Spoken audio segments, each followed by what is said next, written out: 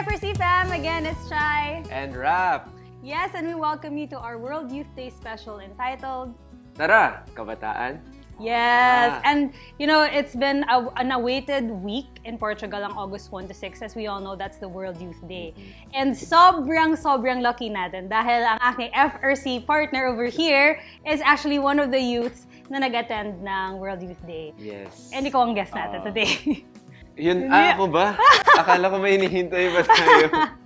Yeah, so I'm thank also you. very lucky and privileged to have been a part of the World Youth Day for this year. So I'm also excited to share with you how I've experienced it and how everything was there back in Lisbon. So marami akong ikikwento for today. Yes. Thank you again, Rap, for making the time. And of course, pumayag siyang ma-interview ko today. If you have any, additional questions, feel free to comment them down below, FRC fam. But, for our viewers out there na hindi alam kung ano ang World Youth Day, maybe you can give us like an idea, a picture of ano ba yung World Youth Day? So the World Youth Day is a worldwide thing. World nga, di ba? So worldwide thing wherein the youth gather together to encounter the Pope. Something that happens every 3 years. Okay. Although medyo naging irregular yung cycle niya ngayon dahil nga because of the pandemic. But I believe it was instituted back in the 1980s by Saint Pope John Paul II. And it came from just a celebration of, di ba parang every year may parang thematic yung church natin. Back then in 1984, nag-research ata. They were celebrating the Youth Jubilee of the Holy Year of Redemption. So, it was meant to celebrate that back in Rome. So, they were expecting parang mga 6,000 youth to attend. But what happened was 250,000 youth actually went. And so, when they saw that and parang na-inspire yung church na, wow, this is something that we can actually do, have the youth come together. And there's actually a need and a want, a desire from the youth. Kasi imagine mo, diba, sobrang lampas-lampas sa expectations nila yun. Yeah. And there's a huge potential for it. And so on December 20, in 1985, the World Youth Day was instituted, and we've been celebrating it in different countries every 3 years since then. Paano pinipili yung countries? Like, meron bang specific order? Actually, hindi ako exactly sure. But I believe it's something that's decided upon by the church leaders, of course. Parang maraming considerations din yun eh. Parang yung mga nakaalam talaga is, of course, yung leaders. Kasi every World Youth Day, it's also an anticipated thing. Yeah. Na sa World Youth Day, ina-announce kung saan gaganapin yung next. Parang it's a huge celebration, para siyang salubong. And then the next country, parang they take on the baton and then they anticipate and look forward to the next World Youth Day. Kasi sobrang daming preparations yan. Years of preparation talaga yan for sure. If you're anticipating like this time, I think millions of people, of youth come together. So actually, dagdag ko lang din na tinatawag siyang World Youth Day. But from my experience and also from what people say, it's also a huge opportunity for the Catholic Church to really just practice its universality na the Catholic Church is for everyone. Yeah. So, hindi siya necessarily na yung mga kabataan lang yung pwedeng nandun. Oo. So, in fact, when we were in Lisbon, there were lots of families, even older people. They're all welcome to celebrate. Both believers and non-believers. Okay. So parang, syempre, the Catholic Church, again, is for everyone. And so this is an opportunity to witness and to just really have everyone come together.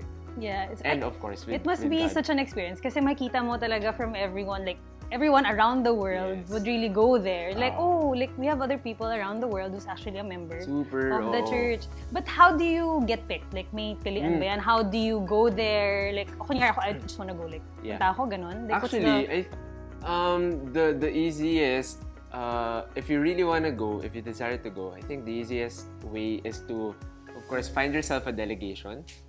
Okay. So normally, you go through, like, it's either you're part of an Christian or Catholic organization already, or the easiest is, of course, to go to your parish priest. and ask them, will we be having a delegation for this World Youth Day? Normally kasi diocesan din yung mga Group. pag-form ng Yeah. delegates. Kami naman, for my case, I'm part of a charismatic organization. Okay. And so we formed our own delegation. So it's by registration, actually. So By registration. parang you where? register sa World Youth Day mismo. So like there's a Parang website. may whole, yes, logging in and stuff Signing like up those, signing thing, up. Parang just like any other big event and festival. Okay. It's similar to that way. I'm just saying na maganda to be in a delegation, of course, to experience It's it with easier. other people and believers as well.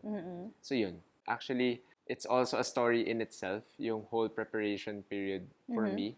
Because when this was announced that we were having a delegation in our community, in my mind and in my heart, parang may strong inkling talaga ako na, I feel like I really want to go. And the Lord is calling me to go. For some reason, I don't know.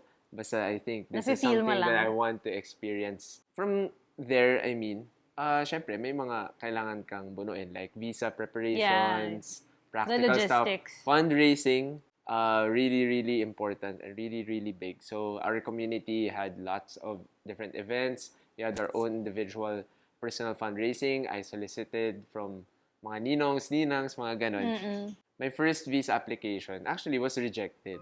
Oh. So there were 80 of us in our delegation and 6 of us didn't Pass. go through. Yeah. Oo. Kaya yung magbabantay. Hindi naman masyadong bantay. Pero Guide. like, Mag-guide. parang sabihin natin ganun. Mga kuya-kuya, ganyan. And so I felt like it was fine if tutuloy talaga ako. If the Lord wills it, then it will happen. If not, then no. But then I clearly heard the Lord in my prayers na parang, you know what? You have so little faith. I want you this time to really Fight for it. ask big from me and believe that I will give it to you. Okay, Lord, if you really want to go, I'll try to really build up my faith this time. I remember during our visa trips, first time ko rin, I think, parang vividly my first time really devoting myself in intercession towards our Mother Mary also. Like yung umuulit na prayers sa utak ko is Hail Mary lang nun. Sabi ko, Mama Mary, kung gusto mo naman talagang papuntahin ako dito, siko kay Jesus. Yung prayer ng anak mo, ganyan.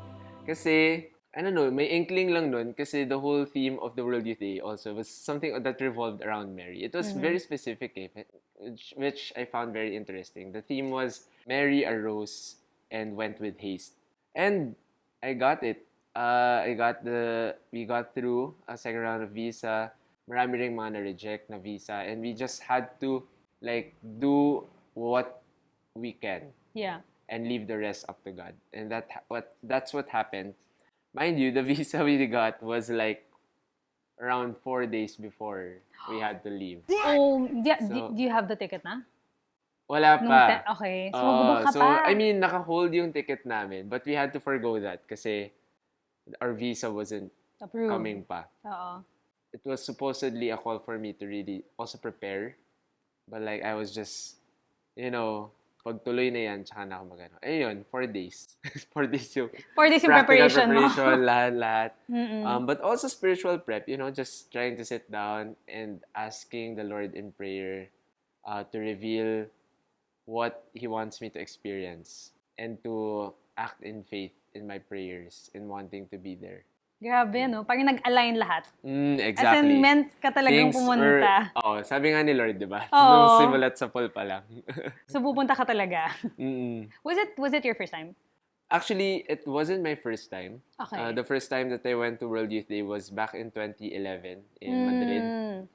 But I was 16 years old then. I was a high school student. Okay. So, parang minor ako noon na iba. nakikitag-along sa mga kuya-kuya ko noon. Kuya at ate. Tapos, parang sobrang bata pa ako noon. Also, both in age and in spirituality. Yeah. And so, I really saw like how different I experienced it. So, may pagkakaiba rin yung... kasi ito mas more of course, I had a lot of help from my parents still, but a lot of it was also me responding to what I had Yeah, to to do. do. So, Yes, for sure, for sure. But, okay, so, moving on tayo, I wanted to know, like, may itinerary ba yun? Like, how would you know kung ano yung events? Like, okay, August 1, ito yung mangyayari on this place. Like, may time ba yun? yeah. Basically, we all had like an idea of what activities and events there were. And it was up to us to like attend to which ones we wanted to go to. I mean, up to us meaning like up to our delegation on a personal level, ganyan-ganyan. Kasi may pa-app pa nga yan for those Yun yung, registered. okay, yun nga yung tatanong ko, like, Oo. okay, may app ba yan? May Like, app siya. how do Kasi you know? ganun karami yung events. Like, there are simultaneous stuff happening. There could be a youth concert where a Christian band would be performing and you guys can worship together. There would be a conference wherein there is a Catholic speaker preaching about scripture, a specific topic, or whatnot. Or minsan, parang may mga fun activities na din. Like, may mga sports. Okay. May mga, pwede kayong, kung gusto yung mag-beach volleyball with other youth. There was a vocational fair where the youth can go to if they need advice or parang they need people to share their experiences in their vocation, mga single blessedness, ganyan-ganyan. There was a reconciliation park. That was very vivid to me kasi ang ganda ng itsura niya. Para siyang nasa field lang. Tapos may mga sinet up silang confessional booths na open. The youth can just, parang pwede silang pumila sa language na gusto nila ng priest. Oh, that's and then they can nice. have confession there. Ang ganda, ang gandang moment kasi ang laki ng range ng pwede mo ma-experience. There were the main activities, like there was the opening mass sa simula, which for me, I missed. Wala ko na opening mass kasi hindi ko nabanggit, our registration for the World Youth Day was a registration as volunteers. Okay. So, when you say you're volunteers, you actually have a team and you have, parang may service ka for the whole World Youth Day. So parang So, may mga nag-help out. nagpapatakbo talaga ng, Talaga. kailangan may mga nag-iisip ng practical details and they needed help. So, pwede ka actually mag-sign up also as a volunteer for the next World Youth Day. Parang magandang ano siya. I think that's one of the new experiences that I had this year. So, no opening mass, we were assigned to usher the entrance for a conference by Christopher West. If you're familiar with Christopher West, parang marami siyang mga preachings about the theology of the body, mainly. Papalinya kami, then we needed to be there earlier kasi we had to prepare. So, yun lang. Parang na-miss namin yung opening mass. But after the opening mass, yung mga tao, pumunta sila. Yung mga gustong pumunta sa conference, they lined up to us and then we ushered them. Medyo chaotic. Interesting talaga. Kasi iba-ibang cultures. Yeah, for Ito na sure. yun, Oo. Pati language, di ba? Parang Oo, marinig mo parang language. iba-iba talaga. Nagsasalita ako ron. Okay, one line here. Please make sure that you're lined up para walang sisingit. Of Oo. course, in English. Walang sisingit, walang Paano sabihin yung walang magkakagulo, sisingit? ganyan. No entering into the line. In between. Okay, no one would cut the line. Yes, There you cut. go. Please line up properly. So you don't know if everyone actually understands you. Some people are just looking at you. Some won't even listen. Wala lang, gagawin lang nila. It's a whole event of Catholic youth. But, we really have different cultures and temperaments na parang kailangan mo talagang i-stretch yung Sige mga na nga, pila. oo. Syempre, may mga moments na nakakainis din, may mga tension. But that's also all part of the church. Parang And I think that's the reality of it, lang. no? Oo, nakikita mo lang in a whole big landscape Yeah. yung mga realities natin. It must be, yun nga, it must be interesting, it must be fun. Kasi nga, exposed ka to different types of people. I mean, I think it's also a different experience, as you said, kasi you're older now. Yeah. So, how you engage with other people is also different. Yes, diba? exactly. And the Oo. entire experience, basically, is also very different. So, maybe I wanna know kung may highlights ka ba? Meron bang unexpected definitely. things? Baka nakakuha ka na ng love life. Ay, grabe. Love Ano life yung, agad. like, how was the experience for you? Highlights, definitely a lot. I mentioned volunteer work. So actually, may mga ilang photos and videos din ako dito na pwedeng Ayun, i-share. documentation, So, very important. These are, for example, this is us meeting our team leader for World Youth Day. Kayong dalawa lang magkasama. Hindi, kasama namin yung buong volunteer group namin. Joke lang, In-issue agad FRC ako ni fam. Chay, grabe. So yan, Niloloko ko siya kasi kanyari nagvo-vlog ako. Tapos so first day pa lang namin, very inspiring yung faith niya kasi she volunteered to host and to be a volunteer for World Youth Day. Dahil nung na-experience niya sa World Youth Day before. So parang sabi niya, saya niya na sa Lisbon naman to ginawa. Because she had the opportunity to. I think She was from there. She's from Lisbon. And then she hosted she was hosting 5 people. So, accommodating them. Wait, hosting you mean like doon inside sila sa house niya? Nagsistay sa house niya. And then beyond that, she was volunteering for all of these things. So, binigyan niya kami ng mga bracelets, pati ng cross na ginawa niya. So, that was very Was she your host? Sorry. No, not our host.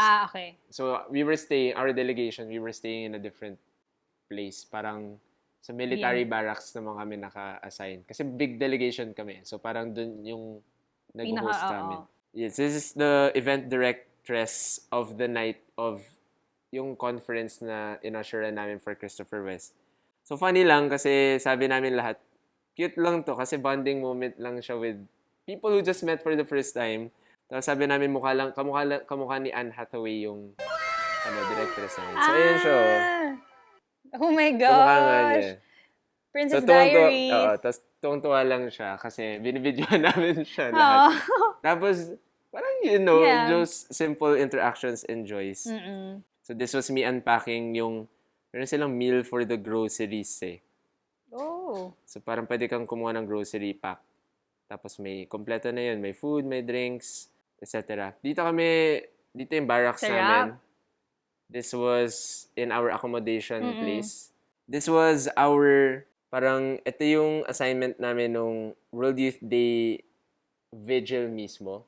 Ang mangyari kasi sa end ng whole week, all the youth who came to World Youth Day will camp out in a huge field. Oh, nakita ko to dati nung grade So, school ang ako. mangyayari, you all walk to this field place. Tapos may mga assigned sections yan. Tapos magse-set up ka ng like latagan, pantulog, ganyan-ganyan. Tapos overnight siya kasi may vigil sa gabi. And then closing mass ng World Youth Day. Kinaumagahan. So parang yun yung culminating event ng whole World Youth Day. So we had to go early there kasi kami yung in charge sa pag-distribute ng food kits. Okay. So for that whole overnight thing, may food kit lahat. Nakita mo nagbubuhat kami. Ito yung mga ilan sa mga new friends din na nakilala ko. So nandun kami sa loob ng truck, nagbubuhat ng mga food kits, dinidistribute namin sa napakaraming people. Yeah. As in, sobrang daming food yan sa Trucks loob. nga As in, truckloads. Tapos, nagbubuhat lang kami, nagpapasa lang and everything. This is us saying goodbye to our team leader. Kasi last, na namin yun. Kasi ang culminating event na siya. So after nun, punta na kami sa sections namin. Hindi na kami magkikita kasi sobrang daming tao talaga. As in wild. Yung lakad.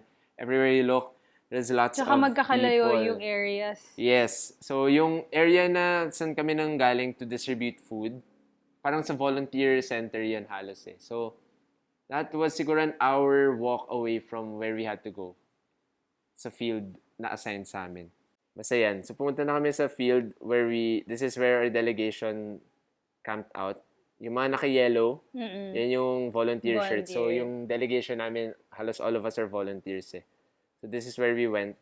Parang Hunger Games. Shoutout po sa mga C12, mga nakatabi namin. Anything unexpected? Unexpected. Surprising, or like, So, interesting experiences. Una, yung gabing yun, maraming mga kumakanta. Pati nagja-jam lang ng mga youth, singing songs of praise, mga sumasayaw. Parang kahit saan ka tumitingin, may mga nagsa-celebrate. So I remember we were also exchanging some trinkets.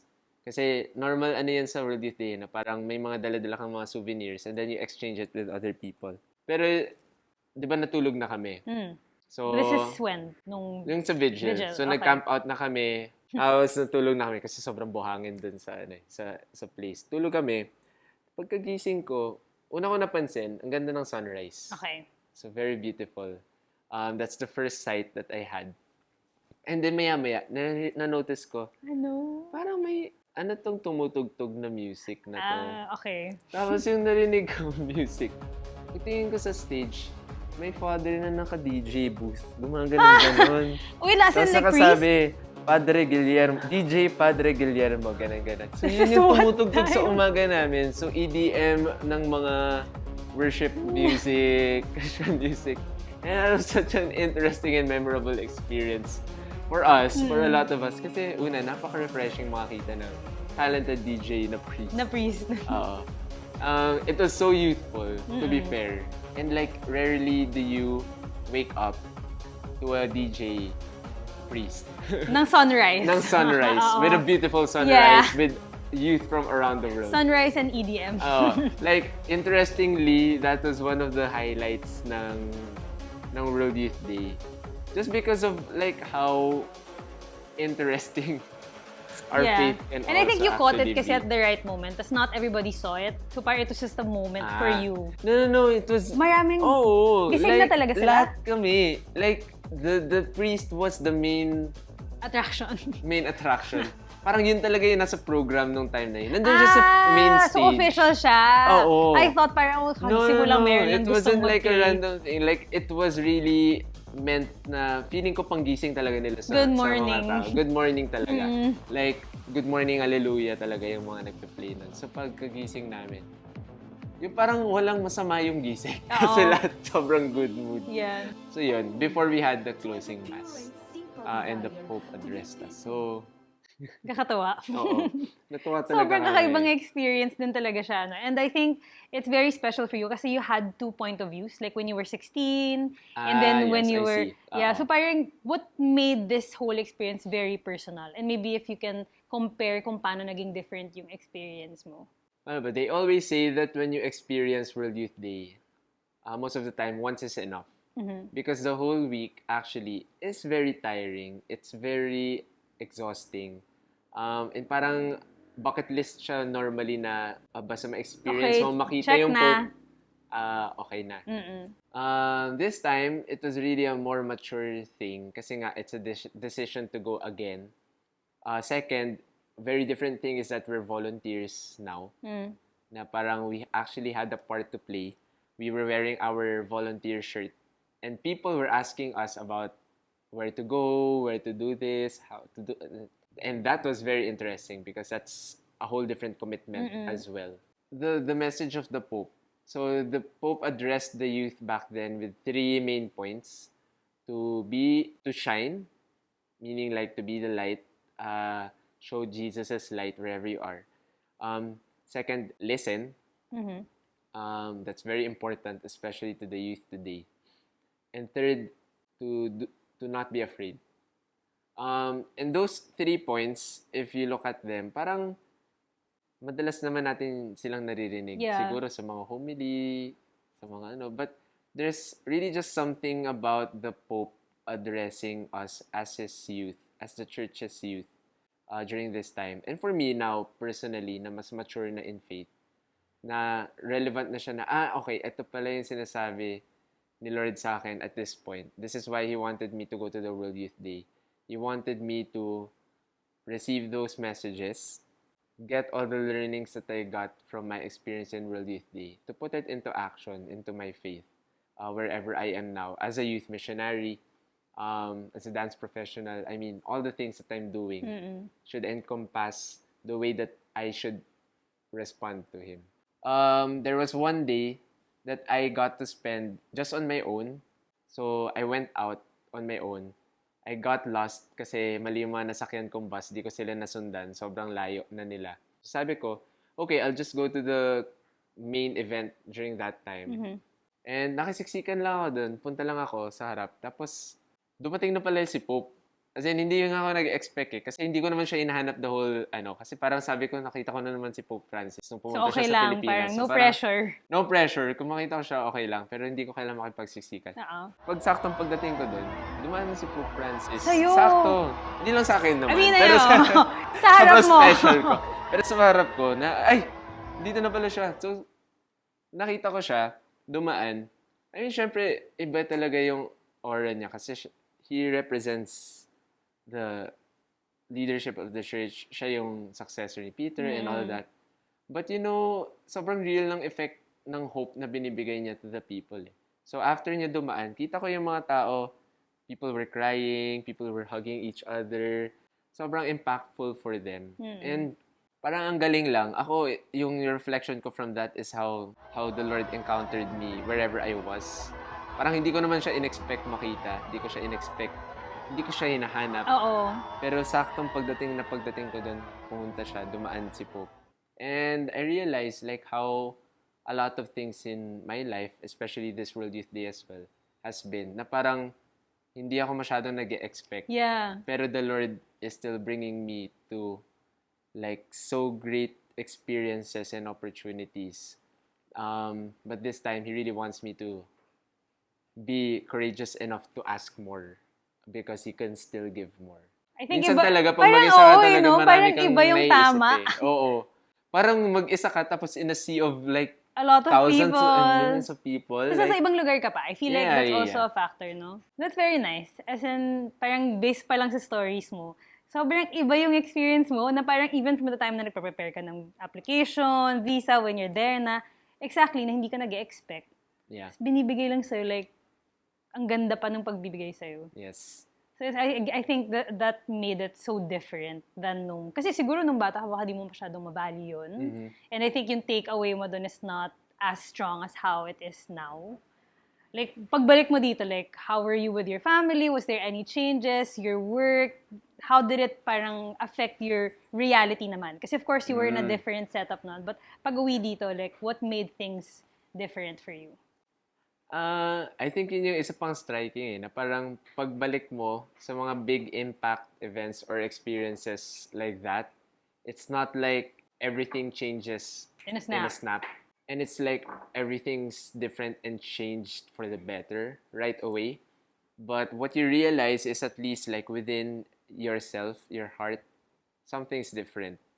And so that should be manifested with the way that you deal with the realities that you're back with.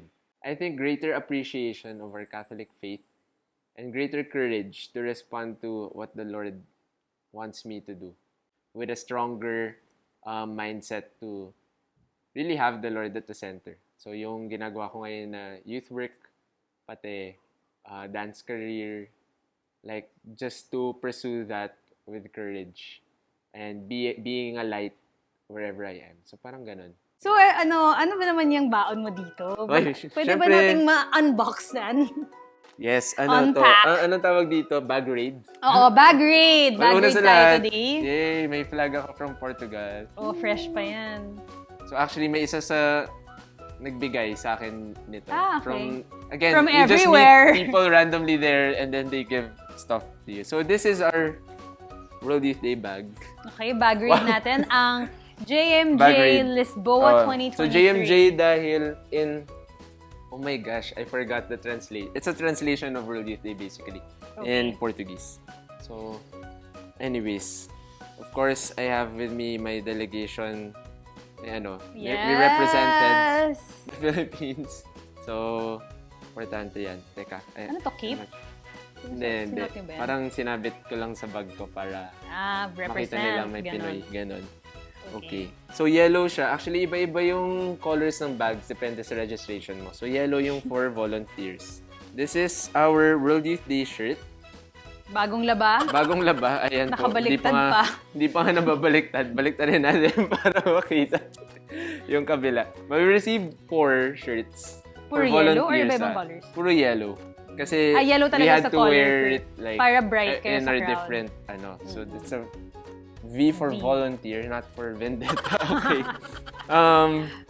Ayan, voluntaryo. Wow! So that's our uniform. Ano uniform. yung drawing? Parang Is that ito a yung Trump set? I think Ay, it ano yun? came from yung logo this year. So the logo had some sort of rosary thing going there because it's a theme about Mary. Tapos May baan ka pang of course, snacks we have, dyan. for the heat, sobrang init po sa Portugal. Mas mainit sa Pilipinas. Can you believe Pwede it? ba try naman? Go, go, Suotin, go, go, go. Hindi, suotin mo. Ay, akala ko ikaw. Para in character. O, sige. Medyo funny kasi ang liit niya talaga sa akin. Ay, hindi. Kita mo ba yung Oo nga. pagkaliit niya sa akin? But anyways, yan. And then, itong mga iba kong baon, May actually, snacks!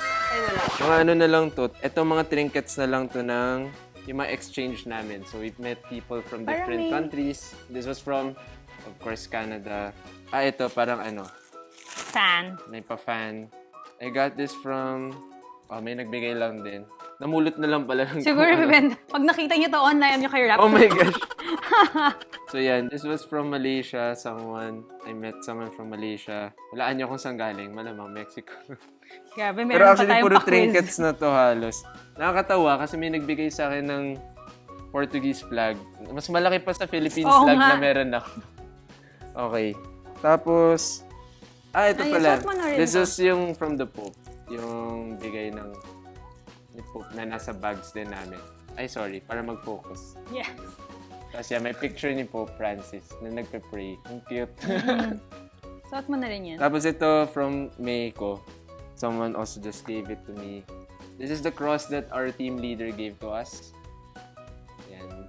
Ay, cute. Tapos ito ginawa niya for us also. So first day pa lang namin, binigyan niya na kami ng ganito. May Natuwa nakasulat. kami. Yes, JMJ Lisboa, 2023. 2023. And then the rest are really just trinkets. Parang yung mga pinag-exchange namin from Poland, from Puerto Rico, different people. Like, you really find different Cute people yung there. Ito yung mga pinamigay ko. So, para share ko lang. Mga magnets na dinesign ng sister ko para sa amin. Cute. So, yan. Pinamigay ko sila. Mine na. So, tago ko na to. Punta Baka ka sa baka susunod mawala. para meron ka rin na It's very nice, no? And we're lucky kasi you're here, you're able to tell your story to our Yes. FRC fam I'm out happy there. to share. And thank you for sharing your heart. Siyempre, nandito din ako na nagtatanong kasi as a person na who doesn't really know what happens in the World Youth Day, no? So, thank you again, Rap. Maybe you have Thank you. last words, messages to our FRC fam and to the youth. Maybe some are interested to join as Yeah. well. I think I will draw out from the theme of the World Youth Day. Sabi doon, Mary arose and went with haste. So, haste there is not like haste, meaning walang... Hesitation. Really something, parang going forth and doing something with no hesitation. Especially if it's what the Lord is calling you to do. To do that, encourage, and just act. And just, put all your trust and surrender in God. And He will act for sure. And return a lots of favor 100-fold. And siguro that goes to the parents also of the youth. I encourage you to actually encourage your children to go to these kinds of things that the Catholic Church has for us. The Pope wants to encounter the youth. They're also very much responsible and accountable to your children. And so if the Worried. youth desire to do this and you're worried, don't worry. The Lord has got them. Kami, nakauwi po kami lahat, buong-buo. Oh, yan. Buong siya. May mga baon Buong-buo. pa siya. Tapos sobrang laki at taba pa ng puso ngayon dahil sa mga na-experience natin. Thank you again, Rap, for being our guest for this month. Sure. Special episode. And hindi lang siya ang ating special guest. Kasi we also have someone here. Hello. Hi! Loki! Hello. Thank Hello. you for joining us in today's episode. Again, FRC fam, it's Shai. And Rap, who leave you with the wise words of Venerable Patrick Peyton that Family that prays together stays together. and a world at prayer is a world at peace. Bye! See you in Seoul. Annyeong! Annyeong!